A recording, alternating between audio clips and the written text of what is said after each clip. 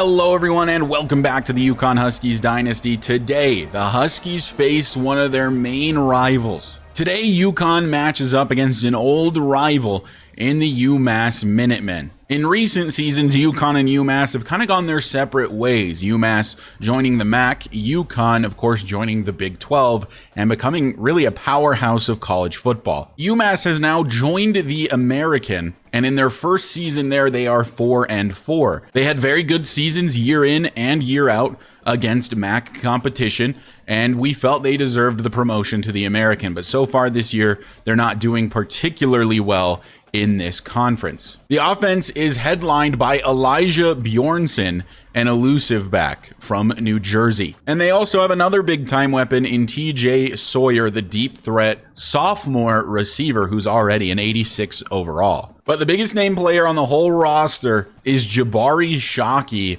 their stud middle linebacker, also only a sophomore. They've got some building blocks on this team for sure. UMass did have a gigantic win over Mississippi State, which I think is impressive until you see that Mississippi State is 1-7 on the season. They just snuck by an FCS opponent, have a couple losses to Memphis and UAB, beat Charlotte and East Carolina, and then lost to App State and Army. There's only 3 games left for UConn in the regular season, and this is the final home game of the year. So I'd love to give a quick shout out to all the seniors in what is likely the final home game of their careers. Addison Biggs, Joey Terrell, D'Angelo Townsend, Roger DeLuca, Gerard Byler, AJ Hepburn, Corin Daly, George Kiki, Jamie Santos, Johnny McNulty, and Russ Ehlers. This is likely the last time all of these gentlemen will be at home. And I'd like to give a big shout out in particular to Russ Ehlers. A lot of you might not remember, he was a 1-star recruit all the way back in season number 1. And is he perfect? No, not by any means, but he's become a pretty quality starter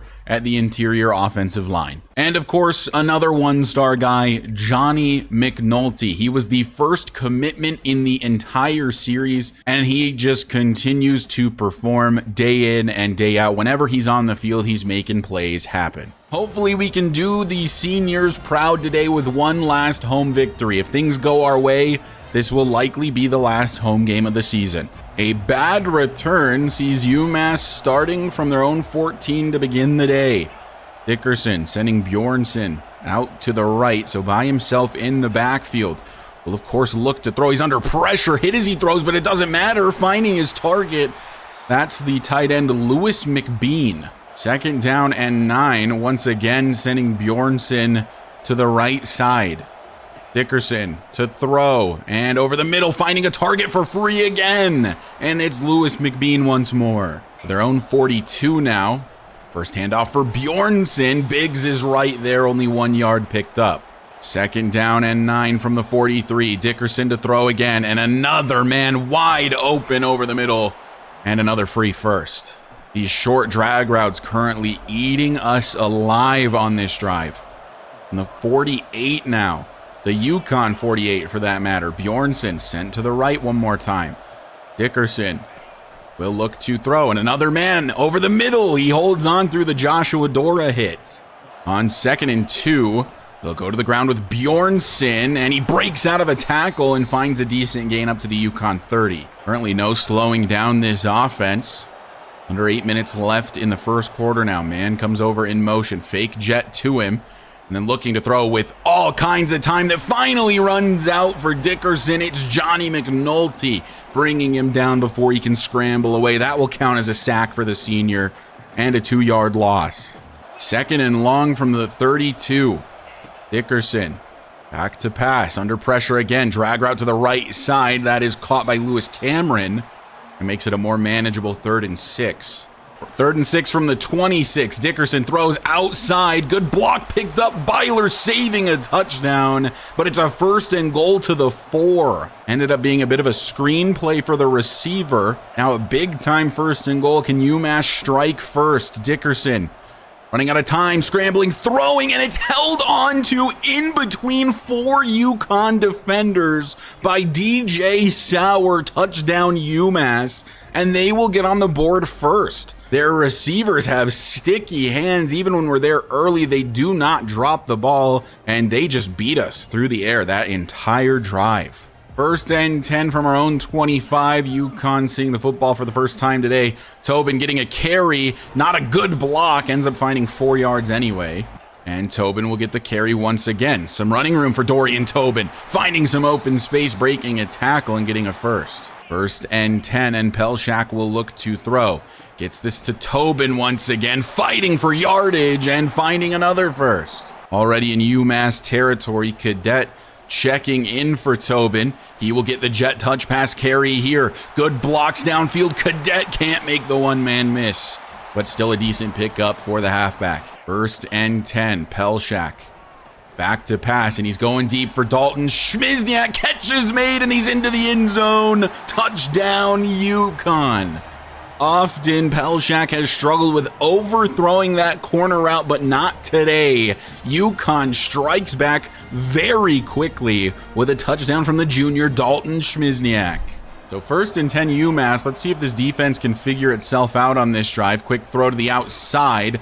That is caught by one of the tight ends. That's Isaiah Mansfield. Second and medium from their own 24. It's another throw. And to the outside once again, incomplete. It's actually Adonis Keogh over there in coverage. Third and 5. Sending the running back to the right so you know it's a throw. Dickerson takes the snap. Has time, fires. Tight end is wide open with room to run even. Finally brought down by A.J. Hepburn. From the 41 now, a fresh set of downs. D'Angelo Townsend jumped, not called for the penalty. Wide receiver wide open and streaking down the field. Can Santos bring him down before he finds the end zone? No, he can't. It's Lewis Cameron for the Minutemen. Finding his way to the end zone on the wide receiver screen, which was poorly covered by Jamie Santos. UMass strikes back immediately, retaking their lead, and I gotta wonder, what happened to the UConn defense we saw in the first several weeks of the season?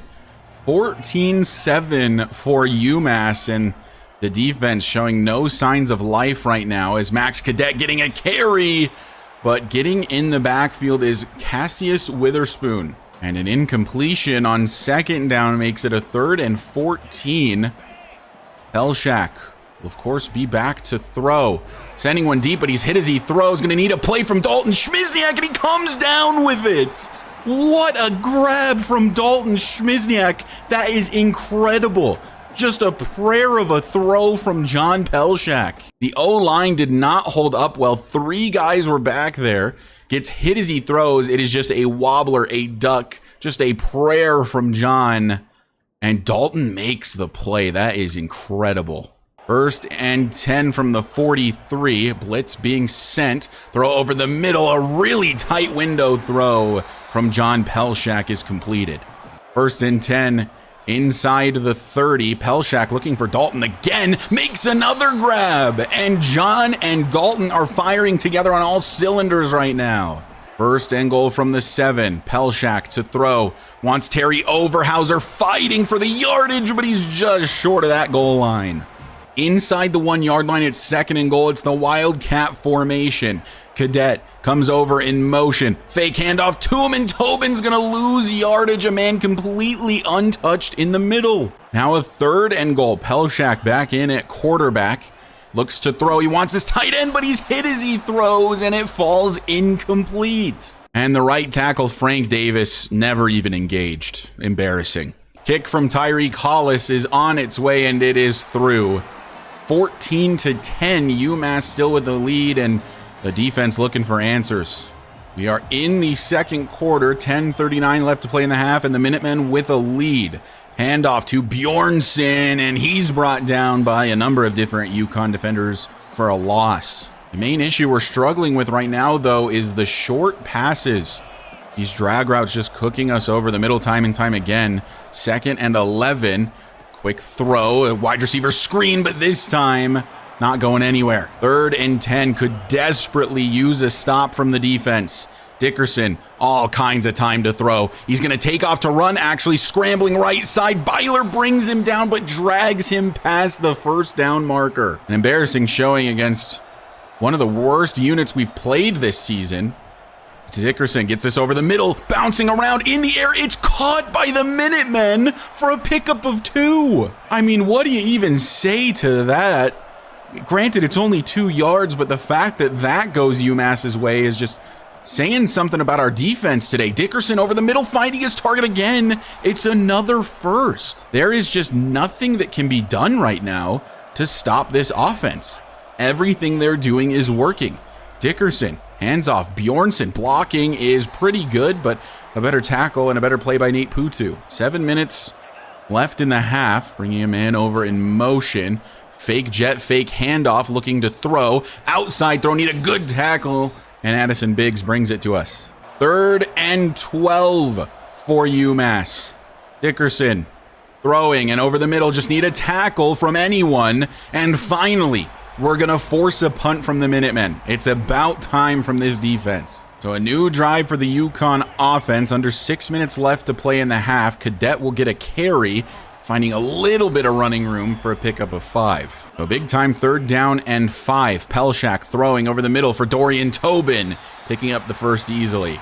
Fresh set of downs. It's going to be a carry for Tobin here, and finding some space and finding a first. From the 38, Pelshak back to pass. Bit of a blitz being sent. Finding Tevin Madu, gets a good block from Dalton Schmizniak, makes a move, and finds his way up to the UMass 40.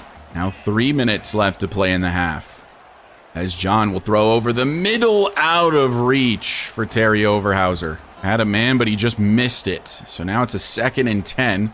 Cadet will get the carry, and fighting for yardage as he always does, makes it a 3rd and 1. From the 31, a 3rd and 1.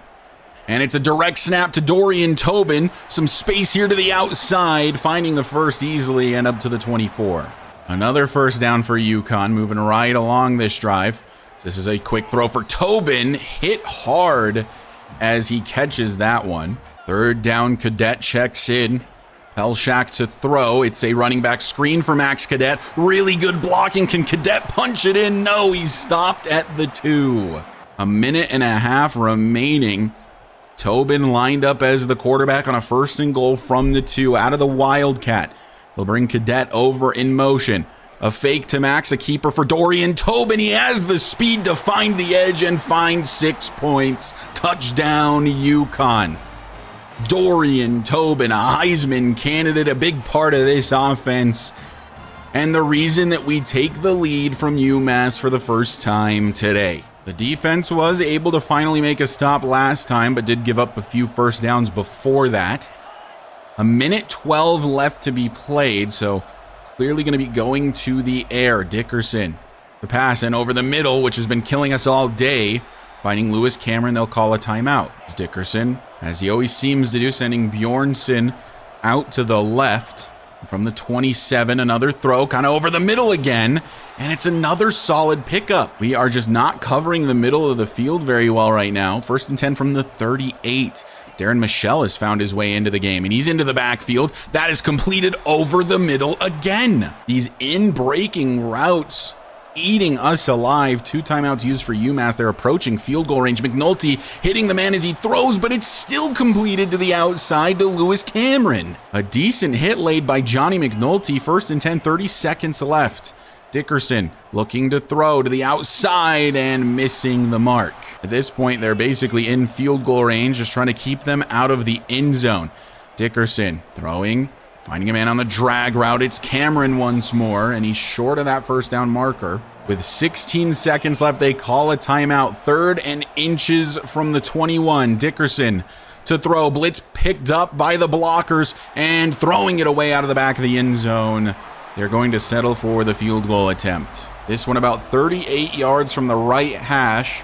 I imagine this one will be no problem. On its way, and that is right down the middle. 17-17 will be the scores we had to halftime. So to halftime we go, all knotted up at 17. Another game where UConn really should be dominating these opponents, and once again, they just can't break away. The defense really struggling in recent weeks. Seemed like they had their identity earlier in the year, and now they've completely lost it, which is a little concerning for a team that is a playoff hopeful. UConn starting with the football in the second half. Let's see if they can retake their lead. Tobin getting a carry, trying to get to the outside, chased down by the superstar middle linebacker Jabari Shockey. 3rd and 9, Pelshak to throw. He's got Dalton Schmizniak wide open. Dalton, can you outrun the defender? It looks like you can. Touchdown, UConn. Stop putting this man in press coverage. He's gonna beat you damn near every time. Dalton Schmizniak, a huge play, bailing out his quarterback in a 3rd and long situation. And it's 6 points for the UConn Huskies to start the second half. So UConn capitalizes on starting the second half with the football. Now the defense looking to show up, but the blitzes are always picked up nicely. And Cameron always finds a man over the middle. They're always leaving Elijah Bjornsson into block on these passing plays, and he does a phenomenal job every time. This time Dickerson has a man open. Joshua Dora beat badly, and it's a huge pickup for UMass. What is this defense doing? 1st and 10 in UConn territory already. Bjornsson the back being sent wide to the left. And Dickerson out of the shotgun, looking to throw and getting it quickly over the middle, and it's just completed again. I don't know if we forced a single incompletion today. Obviously, Dickerson has had some bad throws, but what I mean is that we haven't forced the ball out one time, it feels like. Dickerson has plenty of time to throw. Look who's wide open over the middle. That should have been a completion. A bad throw from Dickerson. 3rd and 4 from the 29. Can the defense get only the 2nd stop of the day, it feels like? 3rd down and 4. Dickerson to throw and over the middle. A wide open man, but Joey Terrell making the stop, forcing a 4th and 2. They do have the field goal unit on for about a 43-yard attempt right down the middle. He nailed one from 38 earlier, and he nails this one as well. So UConn still with the lead. 1st and 10 Huskies. From the left hash, their own 22. Cadet gets a carry, falling forward. 2nd down, Pelshak to pass. Dorian Tobin wide open on the drag route. Can he make a special move? No, he can't. So 1st and 10, Tobin moves to the backfield. He'll get a carry to the outside and finds 4 yards. 2nd and 6 from the 41. Pelshak looking to throw, scrambling and meeting Jabari Shockey, who does get credited with a sack there. 3rd and 7 from their own 40. John scrambling again. This time there's no Shockey in the area, and he will get the first easily. On the UMass side of the field now. Handoff to Max Cadet, running over one defender, not wanting to go down. Finds 7. On 2nd and 3, Pelshak. Back to pass again, stepping up and scrambling once more. Gonna slide down around the 31. Jeffrey Ritchie has found his way into the game instead of Tevin Madu, and he will get the ball this time. Ritchie with good speed, some run after the catch, and nearly a 1st and goal for the Huskies. No Dalton Schmizniak on the field for a 1st and 10 from the 11. This will go Jeffrey Ritchie's way again for a pickup of 4. On 2nd and 6, Tobin the back will get the carry and really nowhere to go. Tevin Madu could not hold the block on the outside. 3rd and 4 from the 5. Pelshak to pass, scrambling, throwing, incomplete.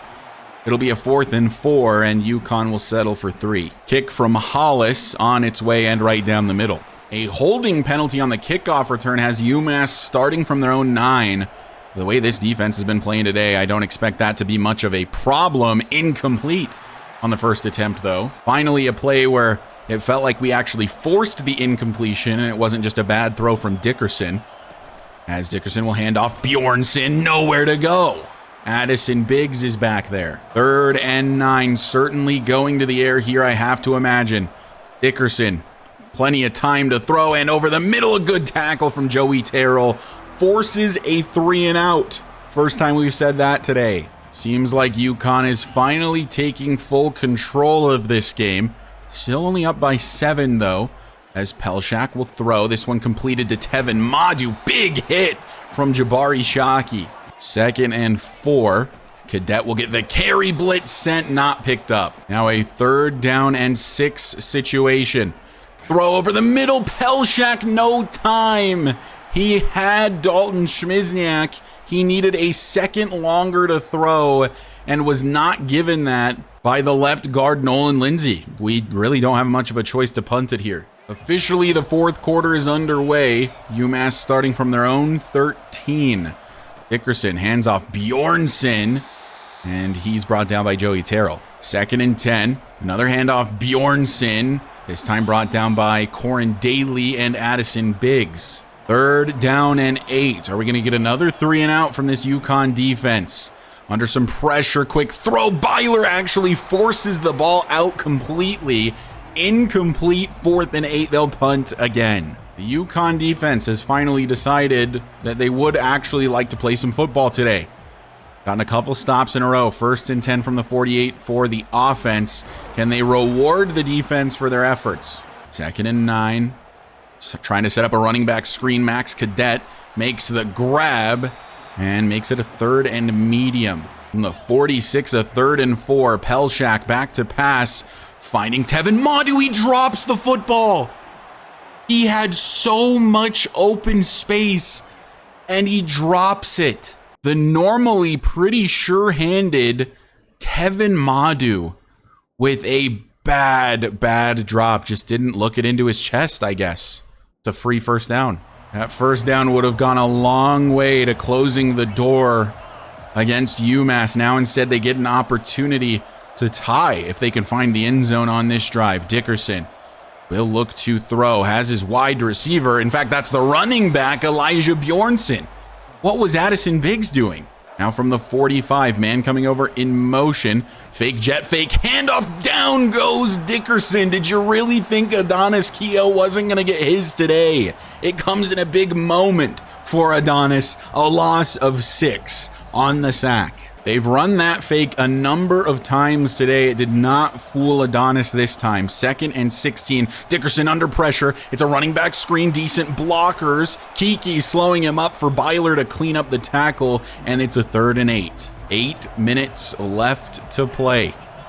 Dickerson needing a 1st down badly here. 3rd and 8. Time to throw. Scrambling to the left. Look at all the open field in front of Jeremiah Dickerson, and he slides down at the UConn 27. Where is our pass rush today? 2nd and 10 from the 27. 3 to the left side as Dickerson throws. Wide receiver screen, and it's going to be good for a 1st. At the UConn 15 with 6 minutes left. Dickerson will hand off. Bjornsson cuts this back to the middle and has a pickup of 8. This drive's starting to feel like it's only a matter of time until they score. 2nd and 2 from the 7. And a throw in zone, incomplete. A missed throw from Dickerson. His man was open. 3rd and 2. Gotta imagine they may go for it on 4th. And that one is going to be short of the 1st down marker. They are going for it, however. 4th and inches. 5 minutes left to play. Handoff up the middle. Bjornsson, he got it. 1st and goal at the 5. So from the 5, a 1st and goal. Dickerson will go to the air, wants the tight end, and it's completed for 6. Touchdown UMass. Now only a PAT away from tying this game up. It's the tight end Lewis McBean with the touchdown grab. Joey Terrell was right there, could not force the ball out, and it's about to be 27-27. Can't help but think about that Tevin Madu drop and how much extra time we could have burned, how it likely would have led to points. That's all in the past now. Looking to make this drive, chew up the rest of the clock, and get out of here with a victory. Tobin will get the carry, and we'll get 4. 2nd and 6, under 4 minutes left to play. Quick throw, and Madu not dropping this one. Gets the 1st. 3 minutes left to play. Cadet is the back. 1st and 10 from the 36. Cadet gets the carry and trying to fight out of the tackles, but only getting 3 yards. Tobin now the back. 2.5 left to play. Tobin will get the carry. Makes it a 3rd and 4. A big time 3rd down coming up here for the UConn Huskies. Pelshak is back to pass. He wants Dalton Schmizniak outside. He can't hold on to it. It's a decent throw from John Pelshak, but Dalton Schmizniak drops it. No choice really but to punt this football away. Gotta hope the defense makes a stop. So from their own 22, a minute 50 left to be played. UMass looking to break the win streak of the UConn Huskies. Dickerson Plenty of time, finding a man. George Kiki can't make the tackle, and it's a first to the 34. They're in the hurry up. 1:40 now left. All three of their timeouts still. Dickerson. The pass again. Another man wide open over the middle. Nobody can cover. The coverage has been horrific all day, and it continues to be bad over the middle of the field. Dickerson will hand off Bjornsson. It's a carry to the outside, and George Kiki will make this tackle. 2nd and 2 from the 38. Dickerson with Bjornsson in the backfield will throw. Again, it's over the middle, and it's just free yardage every time for UMass. 1 minute left to be played. They're basically in field goal range. Dickerson hands off Bjornsson. D'Angelo Townsend is right there. UConn is starting to use timeouts. 30 seconds left to be played. Bjornsson will get the carry and brought down. UConn will use a second timeout. 3rd and 7. Another handoff. Bjornsson and another tackle. We will use our last timeout. A field goal attempt again. If it's good, UMass will take a 3-point lead. It's on its way, and it is right down the middle. It is 30-27 with 20 seconds left on the clock. Would love a miraculous return here from Randy Radovich. It's not going to happen. We're going to need the impossible to happen here today if we want a chance at victory. 1st and 10 from the 21. Pelshak lobbing one up for Terry Overhauser. Does not make the miraculous catch. No timeouts. The ball has to get out of bounds. Pelshak to throw. He wants Overhauser. Get out of bounds, Terry. And he did. Is the clock still moving? No. This one pretty much just has to be a desperation heave to the end zone. Back to pass is Pelshak. He's going to lob one up for Terry Overhauser, and it's to him, but he drops the ball again. The clock hits 0, and UConn has been stunned by UMass. Finally, one of these games comes back to bite the Huskies, where they just cannot get away from a worse opponent, and UMass is victorious over the Huskies. The undefeated season has come to an end, an embarrassing showing from the UConn defense in particular, and I think you can't help but think back to that Tevin Madu drop. And it would have easily allowed us to chew more clock. We may have even scored on the drive to make it a 2-possession lead. Instead, the drop punted away. UMass ties, and the rest is history. UConn is upset here in the final home game of the season. Maybe that is a UMass team I need to give more credit to. They beat us here today. We are now 9-1 on the season, surely going to take a huge drop in the college football playoff polls. On that last play, Terry Overhauser kind of had a step on his guy. I was hoping that he wouldn't have that stupid jumping animation. I don't know why that animation exists. I'll probably put a replay here. Like, he could just let that fall into the bucket. He did not have to go up and get it. It was a really, really good throw from John Pelshak. If he lets that fall into the bucket, there's a chance that he gets into the end zone there. He's probably getting tackled from behind anyway, but that animation is so stupid because it just stops him in his tracks and gives the defender a free chance to play the ball. I really hate that animation when it very clearly looks like he could have just let it fall in. So a bad loss for UConn, but one that I gotta say feels like it's been brewing for a while. I'll tell you guys right now, I am always playing to get the win. Am I playing super sweaty to try to beat the hell out of the AI all the time? No, because that's not fun. That's not fun to watch for anyone. Obviously, there's plays that are just complete cheese that are gonna cook the CPU every single time, but I just don't think that's an enjoyable experience, an enjoyable viewing experience. I try to give the CPU a fair shake by playing a certain type of way and really just calling certain plays. And I've done it the whole season. So in the beginning of the season, when we, dominated Syracuse and we, this North Texas game is closer than I think it really was. But lately, these games have all felt very, very close and a little bit too close, honestly. Like Iowa State in particular, I think is a team we should have absolutely crushed.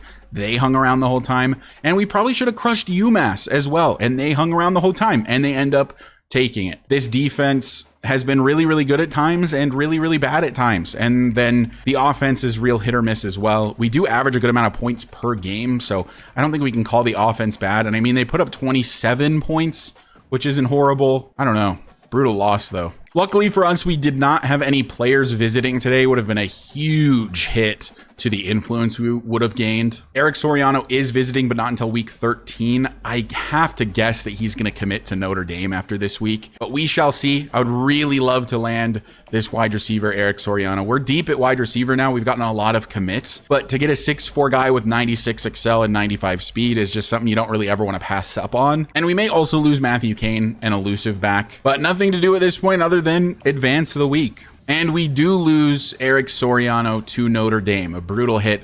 We do also lose Matthew Kane to Oregon. We're now second on Cameron Bean. Tennessee has been going all out on him. Kind of feels like things are falling apart a little bit for the UConn Huskies. First loss on the season, losing 2 big-time recruits, and also dropping down to 12th in the college football playoff poll. Alabama and Georgia lead the way at 1 and 2. Cal jumps up to 3rd. Michigan State is now 4th. Texas Tech up to 5th, despite the fact that they have 2 losses, and we have beaten them this season. Utah is 8th. That one is probably deserved at 9 and 1. They're 6 and 1 in the conference. After the loss, we are still projected to be a top 4 seed. If we win out, if we win the Big 12 championship game, that is likely where we will still end up. The nice thing about this loss is that we kind of had room for one. And the other nice thing is that it is out of conference. If this was a conference loss, it would hurt a lot more. Obviously, it hurts anyway. Would have loved an undefeated season. But a conference loss means that we would be 1 game closer to missing the Big 12 championship game. Right now, we're still undefeated in the conference. And we would have to lose the final 2 games of the season against conference opponents to miss the Big 12 championship game.